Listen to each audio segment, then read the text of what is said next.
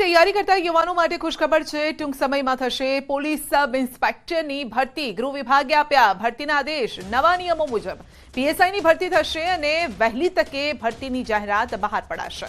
બુધવાર સુધીમાં થઈ શકે છે ભરતીની જાહેરાત।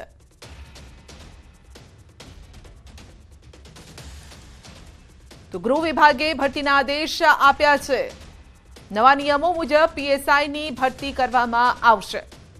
વહેલી તકે ભરતીની જાહેરાત પણ બહાર પડશે। વધુ અપડેટ મેળવીશું સંવાદદાતા ગીતા પાસેથી। જી ગીતા, પીએસઆઈ ભરતી અંગે કહેવું છે કે ટૂંક સમયમાં જ તંત્રનું કહેવું છે કે ટૂંક સમયમાં જ ભરતી પ્રક્રિયાના આદેશ પણ અપાશે।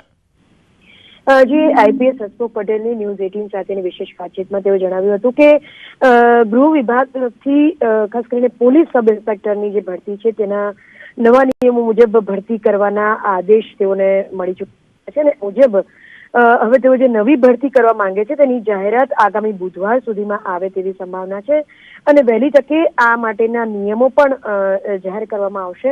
એટલે જે લોકો જે ઉમેદવારો આની તૈયારી કરી રહ્યા છે તેને હવે આગામી બુધવારની જાહેરાત પર નજર રાખવાની જરૂર છે। વહેલી તકે આગામી અઠવાડિયા સુધીમાં જ આ મુદ્દે જાહેરાત થઈ જશે।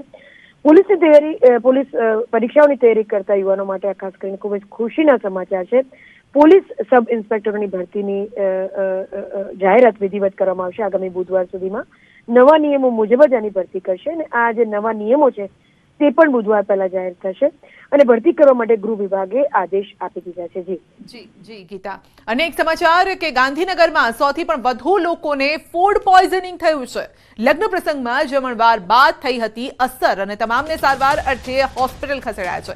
સેક્ટર 24માં લગ્નમાં જમણવાર બાદ અસર થઈ ફૂડ પોઈઝનિંગ અને જેના બાદ હોસ્પિટલમાં દાખલ કરવામાં આવ્યા છે। આપણે ત્યાં પાણીનું સેમ્પલ લેવામાં આવેલું છે, સ્ટૂલ સેમ્પલ લેવામાં આવ્યું છે, વોમિટ સેમ્પલ લેવામાં આવ્યું છે, તેમજ ફૂડ શાખાને જાણ કરવામાં આવેલી છે ફૂડ સેમ્પલ લેવા માટે।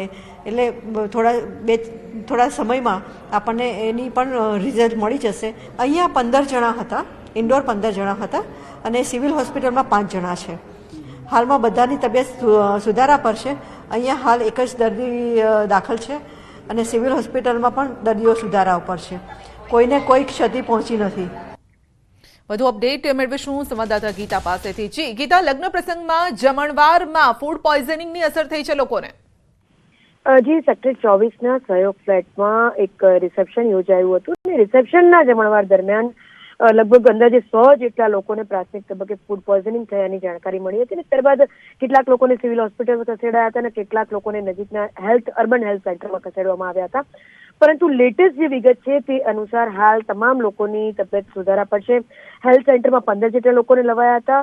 હાલ એક જ દર્દી ત્યાં દાખલ છે અને બાકી તમામને રજા આપી દેવાઈ છે, જ્યારે 5 લોકોને સિવિલ લઈ જવામાં આવ્યા હતા તે તમામને પણ હાલ રજા આપી દેવામાં આવી છે। હાલ તો જે અર્બન સેન્ટર છે તેના તરફથી લગ્ન જમણવારમાં જે વપરાશમાં આવેલું પાણી છે, ગાજરનો હલવો છે, પનીરનું શાક છે તેના સેમ્પલ લેવામાં આવે છે।